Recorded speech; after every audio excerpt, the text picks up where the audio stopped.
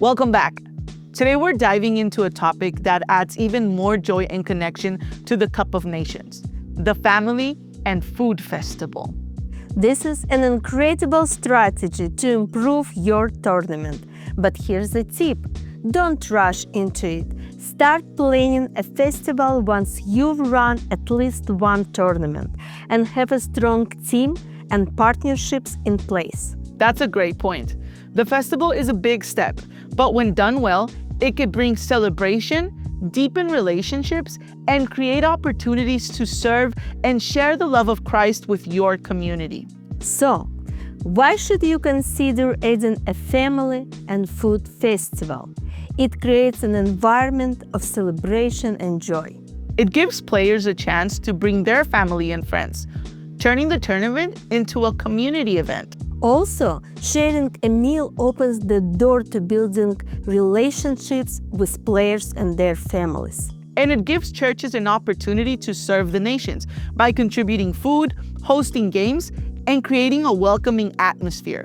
It's more than just an event. It's a bridge to deeper connections and long-term discipleship opportunities. Organizing the festival requires thoughtful planning, so let's break it down into 3 phases: pre-event, during the event, and post-event. First, the pre-event phase. Here's where the groundwork happens. First, form your team.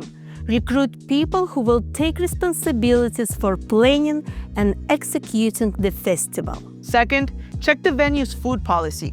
Some venues may require permits, while others might allow on-site cooking. Find a venue that will work with you. Third, estimate the attendance.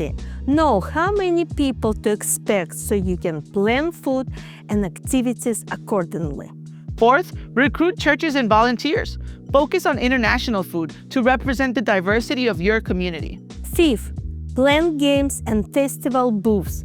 Think about activities that cater to all ages and cultures. And lastly, ask partners to host booths or games. This could include crafts, face painting, or team building activities. The more variety and creativity, the better. Remember, the goal is to make everyone feel welcome and valued. Now let's talk about during the event. Ask volunteers to arrive an hour early to set up and attend a briefing 30 minutes before the festival begins. Create a lovely open crowd atmosphere with music, high energy, and engaging games right from the start.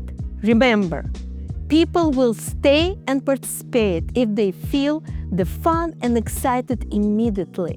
Games like water balloon volleyball, relay races, and face painting are great icebreakers. This is also where the U-shaped design comes into play. Arrange booths and activities in a U-shape so people can see everything happening, creating a sense of openness and community. The post-event phase is just as important. Send thank you notes. Show appreciation to all volunteers, partners, and churches. Follow up with participants. Use your discipleship strategy to connect with families and individuals who attended. Share highlights, post pictures, videos, and stories from the event on your social media accounts to celebrate what God did. This phase helps you maintain the relationships you've built and continue the mission of making disciples. Let's take a closer look at how to structure the festival itself.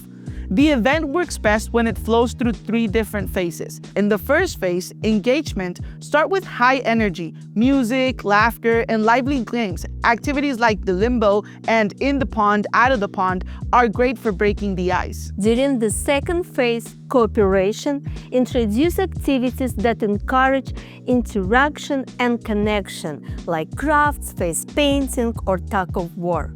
And in our last phase, community, end with activities that foster a sense of belonging, like Zumba dancing or hokey pokey. Each phase builds on the last, moving people from being strangers to feeling part of a community.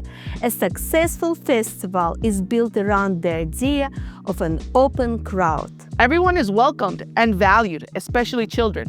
It's not about competition, but about being seen, appreciated, and celebrated. People move from being strangers to friends. An open crowd creates a culture of belonging. It takes planning and creativity, but the impact is worth it.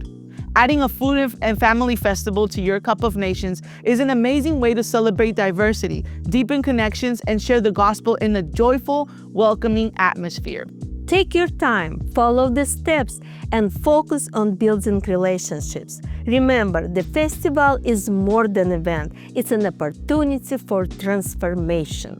Thanks for watching, and as always, visit the Nations United website for resources and tools to help you plan your next Cup of Nations. See you next time.